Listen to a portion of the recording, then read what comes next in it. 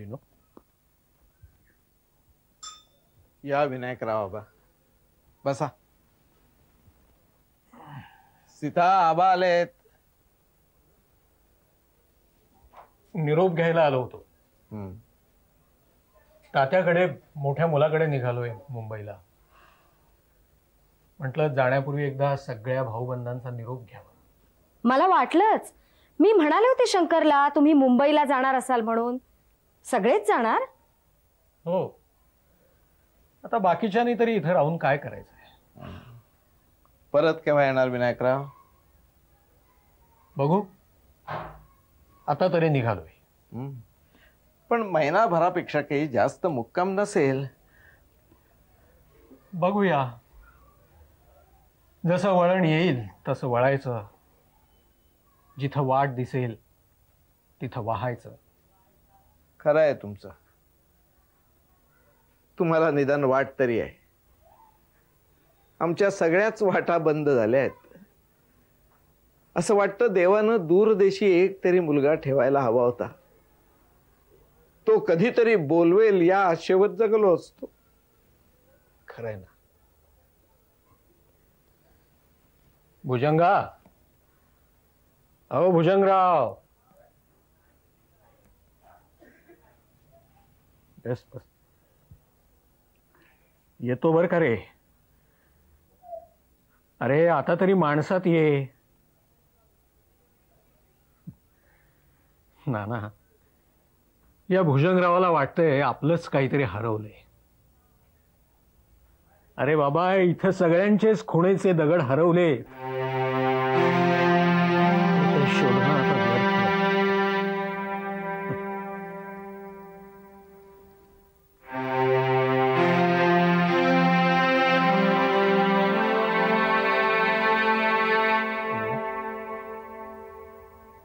अरे असू दे. सीता,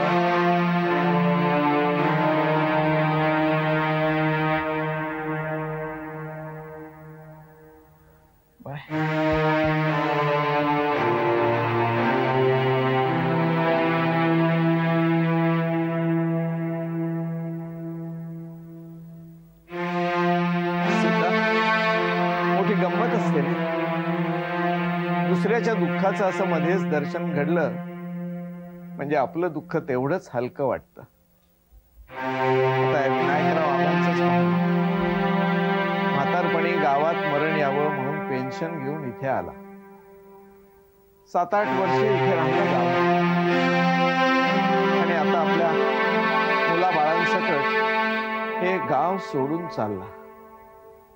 पुन्हा परत येणार आहे का नाही याबद्दल बोलणं टाळलं.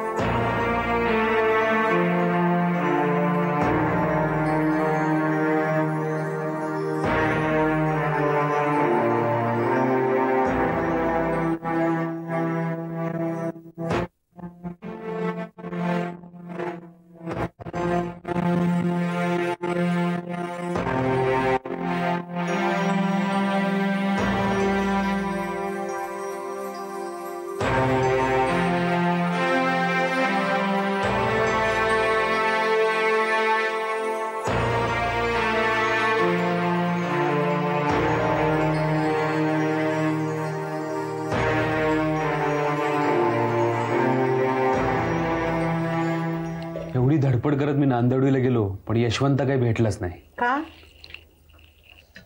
अगं तू पंढरपूरला गेलाय अण्णा वहिनींना सोडायला आणि तिकडून परस्परच पुण्याला जाणार आहे म्हणे. तुला कसं कळलं? गोपूच्या घरी गेलो होतो ना तेव्हा कळलं सगळं. आणि गोपूचे वडील तर तावातावानी बोलत होते की गाव सोडणं कसं भ्याडपणाचं आहे, हा निर्णय कसा आत्मघातकी आहे. पण आई प्रत्यक्षात बऱ्याच जणांनी गाव सोडलंय ग. आणि मला नांदोडीत तर जास्तच भकास भकास वाटलं. प्रत्येकाच्या तोंडी जाळपोळीचीच भाषा.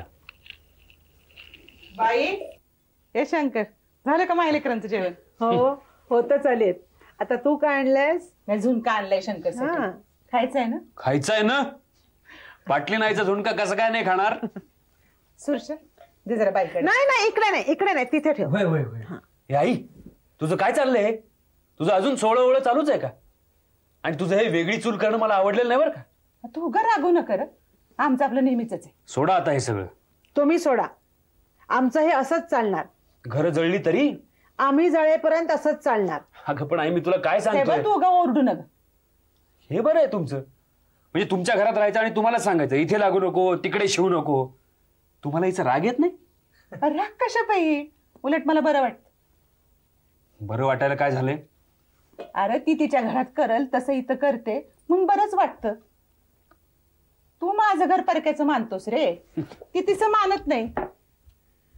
शंकर, अरे ती तिचं मन मारून वेगळं वागली असती तर त्या आगळी तिचं वाईट वाटलं असतं.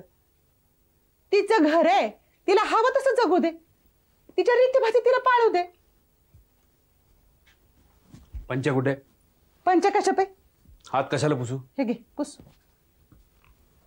चल रे सुरशा. तू बी ये, चल आवरून लवकर. उगा लक्ष देऊ नको त्याच्याकडे. येते.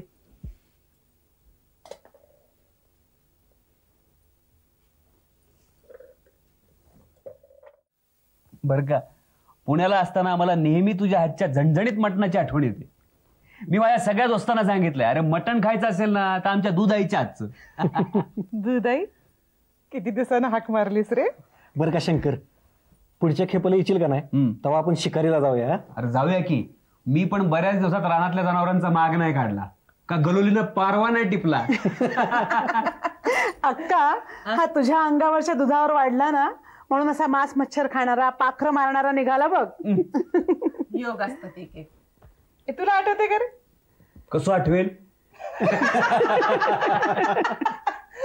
अगं खूपदा ऐकलंय, पण सांग ना, पुन्हा सांग ना. आता ही काही गोष्ट आहे पुन्हा सांग म्हणते. सांग सांग. चैत्रातलं ना का? हो हो उन्हाळ्यातलंच. मला वाटतं सुरुषा 2 मिनिटं झाला असेल बघ, तवाचीच गोष्ट आहे ना. अगं 2 महिन्याचा कसला, चांगला 4 महिन्याचा झाला होता बघ. छान बाळसं धरलं होतं, चांगलं जावळ पण होतं त्याला. हेच होता किडूक. किडूक. आज तू झाला ना तेव्हा तुझ्या आईलाही आजारी होती, तिला तुला पदराखाली घेता येईना. तिच्या अडचण तिने मला सांगितली. मला म्हणते कशी, माझ्या मुलाला दूध नाही मिळालं तर ते बाळसू कसं धरल. अगं आणि वरचं दूध तरी तेवढ्यात कसं देणार होते त्याला मी. खरे ग खरं. मला म्हणते कशी, तू येऊन माझ्या बाळाला पाशील का? म्हणलं येते की, मला जुळं झालंय समजीन.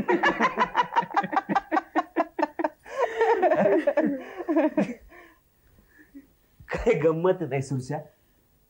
आता आईच बघ ना, तिला मी पाटली नाईच्या दुधावर वाढलेलो चालतो आणि तिच्याच घरात राहते, पण चूल मात्र वेगळी मांडते. अरे कळतं रे, पण वळत नाही.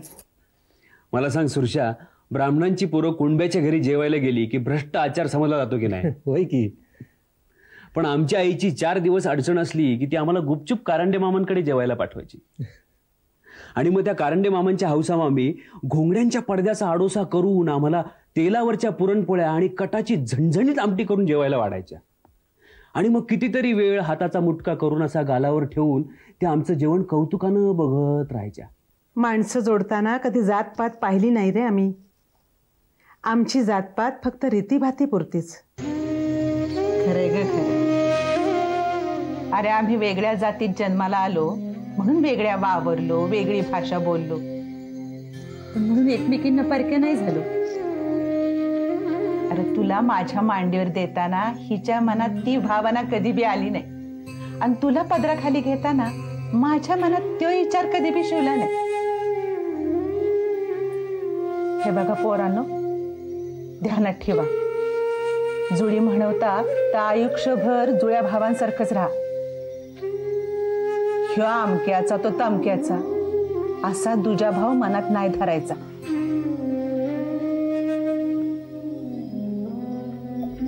जेवा जेवा दिनकरराव, जमानं जेवा. इकडं मुंबईला गेल्यावर कोण देणार आहे तुम्हाला दूध आणि भाकरी? शिस्तीत जेवा भाऊजी. बरं का, मुंबईला गेल्यावर खुशाली काढवा. हा,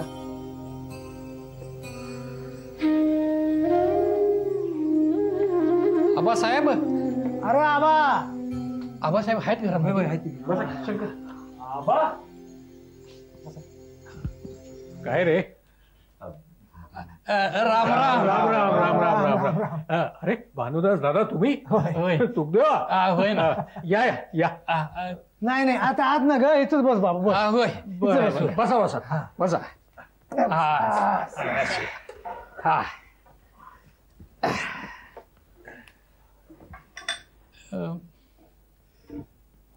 तुम्ही गाव सोडून जाणार म्हण? जाणार कुठे?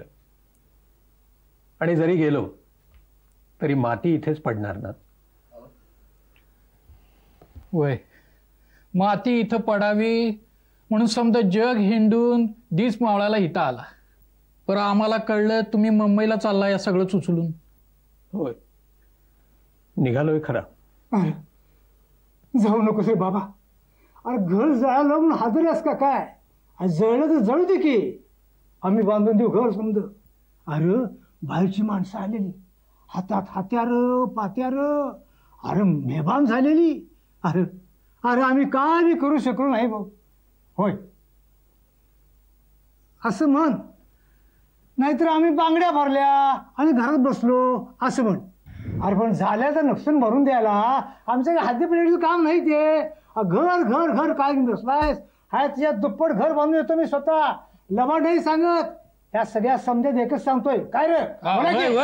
होय, अहो काय अवघड आहे? गाड्या आहेत, बैल आहेत, मळ्यात झाडं आहेत. आबा शपथ खोटं नाही बोलत, तुमच्या घराचं आमच्याकडे लागलं. वय वय, आमच्याकडे लागलं. हा, यापूर्वी तुम्ही मला मदत केलेली नाहीये का? घर बांधणं तुमच्या हातचा मळ आहे, माझी खात्री आहे. पण मग काय जातोस रे बाबा? मुलानं बोलवलंय म्हणून जातोय दादा. घरदार उचलून? खरं सांगू दादा, आता या गावात गमतच नाही. आता यापुढे इथं राहणं नको नको वाटतंय. तुम्ही घर बांधून द्याल हो, अगदी माझं होतं त्याच्यापेक्षा अजून मोठं चांगलं बांधून द्या. पण माझ्या त्या घराला वाडवडिलांच्या हाताचा स्पर्श होता, तो कुठून आणाल तुम्ही? घर म्हणजे काय केवळ थंडी वाऱ्यापासून रक्षण देणारी एखादी वास्तू असते का? जसं तिळाभोवती साखरेचे कण गोळा होऊन त्याचा काटेदार हलवा होत असतो, तसं घराभोवती सुखद आठवणी चिकटून त्याचंही एक व्यक्तिमत्व झालेलं असतं. माझ्या त्या घरात जागोजागी आजा पंजांच्या आठवणीची स्मारकं आहेत. ती स्मारकं तुम्ही पुन्हा उभी करू शकाल का?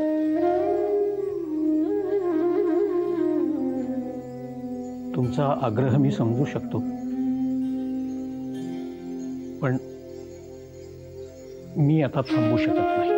तर आबा, तुम्ही गाव सोडून जाऊ नये असं आम्हाला समजाच नाही वाटतंय. आता ह्या उपर तुझी मर्जी बाबा. एवढं म्हणालात यातच आनंद आहे. असाच लोभ शेवटपर्यंत असू दे.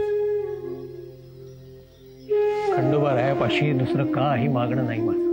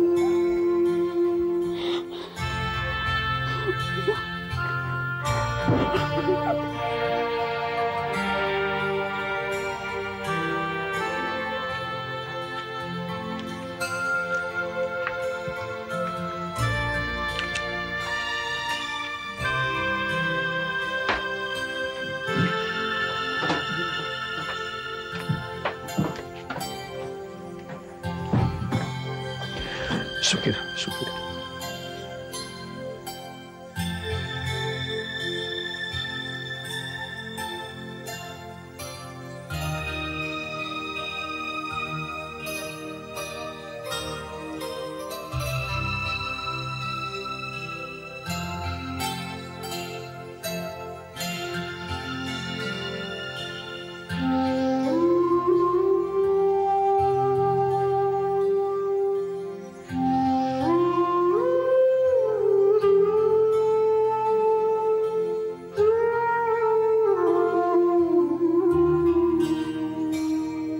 एक सांगतो ईश्वर, माझा जीव दुसऱ्या कुठल्याही गावात जायचा नाही. सुखी रहा, सुखी रहा. या.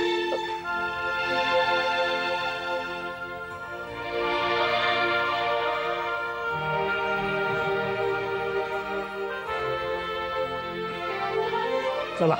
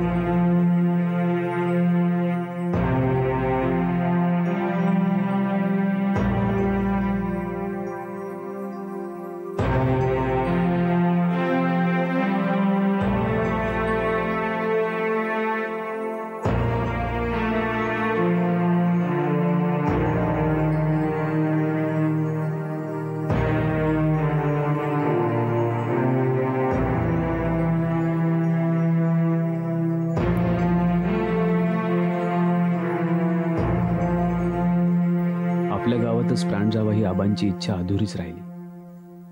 13 नोव्हेंबर 1948ला आबा मुंबईलाच वारले. पाठोपाठ आईही वारली.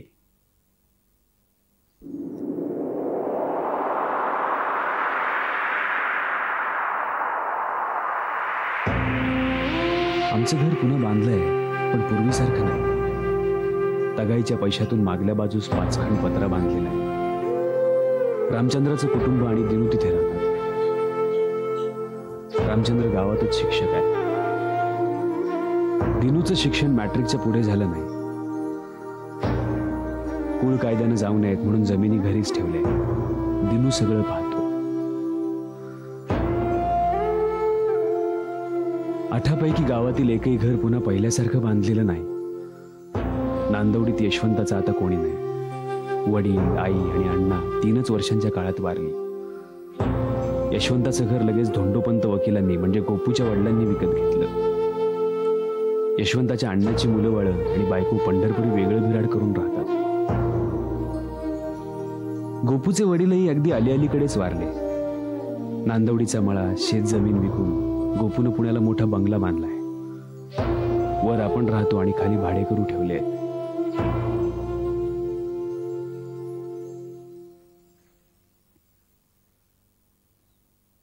मी गावी क्वचित जातो. मुलं आम्ही पुण्याचे म्हणून सांगतात.